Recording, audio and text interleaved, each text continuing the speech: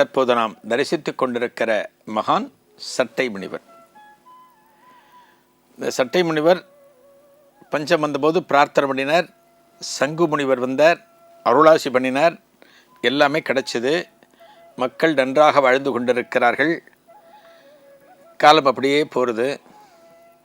காலம் அப்படியே போகிறப்ப ஒரு கட்டத்தில் இவர் எங்கேயோ வெளியில் போகிறதுக்காக அந்த சட்டை எடுத்து போடுறாராம், கம்பளி சட்டை வெளியில் போகிறதுக்காக போடுறாராம். அப்படி போடுகிற போது வாசலில் ஒரு குரல் கேட்கிறது. என்ன, இன்னும் நீ அந்த சட்டையை உதறலையா? அவ்வளோதான் குரல். இன்னும் அந்த சட்டையை நீ உதறவில்லையா? அது தூக்கி போடலையா?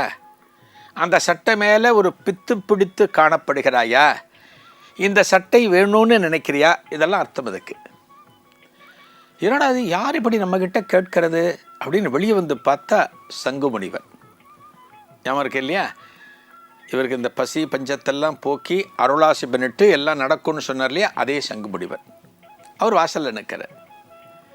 அவரை பார்த்த உடனே நமஸ்காரம் பண்ணிவிட்டு அவரை பார்த்து கையெடுத்து கும்பிடுறார். இவற்றையெல்லாம் உதற வேண்டிய வேலை வந்தாச்சு. எதை? சட்டை. இதெல்லாம் போரும் உனக்கு, இதெல்லாம் உதற வேண்டிய வேலை வந்தாச்சு. எங்கூட வரியா அப்படிங்கிற. வரேன் வரேன் அப்படிங்கிற. வா அப்படிங்கிற. வந்தாச்சு. தன்னோட கையை காமிச்சார் சங்கு முனிவர். என்னோட கையை பிடிச்சிக்க அப்படிங்கிற. கையை பிடிக்கிறார். அடுத்த கணம் ரெண்டு பேரும் ஆகாயத்தில் எழும்புகிறார்கள். ஆகாய மார்க்கமாக பயணிக்கிறார்கள். ஒரு ஃப்ளைட் ஆகாசத்தில் படம் எப்படி இருக்கும், அதுபோல் ரெண்டு பேரும் போயிட்டே இருக்காங்க. இந்த சட்டை முனிக்கு அதான் முதல் தடவை. அவர் ஆச்சரியமாக பார்க்குறார். என்னடா அது, தரையில் நடந்து நாம் பார்த்துருக்கிறோம், ஆகாசத்தில் இப்படி போக முடியுமா அப்படின்னு ஆச்சரியமாக மேலே கீழே சுற்றுமுற்றும் பார்க்கிறார். அப்போ சொல்கிறாராம் சங்கு முனிவர், சொல்கிறாராம், என்னடா எல்லாத்தையும் ஆச்சரியமாக பார்க்குற, எல்லாத்தையும் விட்டாச்சுன்னா தவ நிலைமை கை கூடுது அப்படின்னா இதெல்லாம் சாத்தியம். ரசமணி குளிகை, காயகல்பம், எத்தனையோ முறைகள்லாம் இருக்கு. அவற்றையெல்லாம் நாம் பின்பற்றினால், அவற்றையெல்லாம் நாம் தொடர்ந்து நடந்தால் அஷ்டமா சித்திகள் நமக்கு கிடைக்கப்பெறும். அஷ்டமா சித்திகள் நமக்கு கிடைக்க பெற்றாச்சு அப்படின்னா ஒரு இடத்திலிருந்து இன்னொரு இடத்திற்கு நாம் வெகு சுலபமாக பயணிக்க முடியும் அப்படிங்கிறார் சங்கு முனிவர். நம்ம பார்க்குறோம் இல்லையா, ஆகாய மார்க்கமாக சென்றார்கள் அப்படின்னு நம்ம பார்க்குறோம். நிறைய படிக்கிறோம் இல்லையா, சித்தர்களை பற்றி படிக்கிற போது ஆகாய மார்க்கமாக சென்றார்கள், விண்வெளியில் தவழ்ந்து சென்றார்கள், நடந்து சென்றார்கள் அப்படின்னு நம்ம படிக்கிறோம். எப்படி போக முடியும்?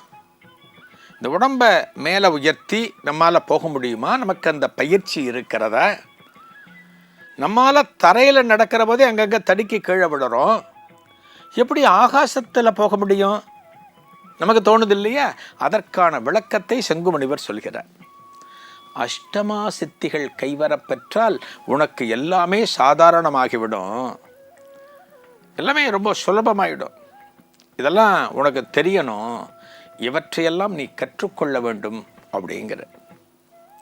இந்த சங்கு முனிவர் தான் சட்டை முனிவருக்கு பல நல்ல உபதேசங்களை கொடுத்து அவர்களை இந்த மார்க்கத்திற்கு இழுத்தார்கள். அவர்தான் முக்கியமானவர். அதே போல போகர் பெருமானையும் குருவாக ஏற்றுக்கொண்டார். சொன்ன இல்லையா, போகரையும் ஏற்றுட்டார். போகரை குருவாக ஏற்றுக்கொண்ட போது போகருடைய சீடர்கள் யார்? கருவூரார்லாம் இவருக்கு ரொம்ப பழக்கமானார். கொங்கணவ சித்தர் அவரும் பழக்கமானார். போகருடைய சீடர்கள் எல்லாம் பழக்கமானாங்க. அந்த சித்தர்களுடைய சஞ்சாரம், அந்த சித்தர்களுடைய கூட்டு எப்போது சேர்கிறதோ அப்பத்தான் இவர்களுக்கு சகலவிதமான கலைகளும் வாய்க்கப்பெறும். அப்படிதான் எல்லாத்தையும் கத்துண்டார். இன்னொருவரை பார்த்தீங்கன்னா ரோமச முனிவர்னு ஒருத்தர். அந்த ரோமச முனிவர்கிட்ட ஒரு தடவை கேட்கிறாராம். யாரு? சட்டை முனிவர் கேட்கிறாராம், இந்த உலகத்தில் மனிதர்கள் அத்தனை பேரும் ஆசைப்படுகிறார்கள். எனக்கு அது வேணும் இது வேணும்னு ஆசைப்படுறாங்க. எல்லாருக்குமே அதை தாண்டி என்ன இருக்கு?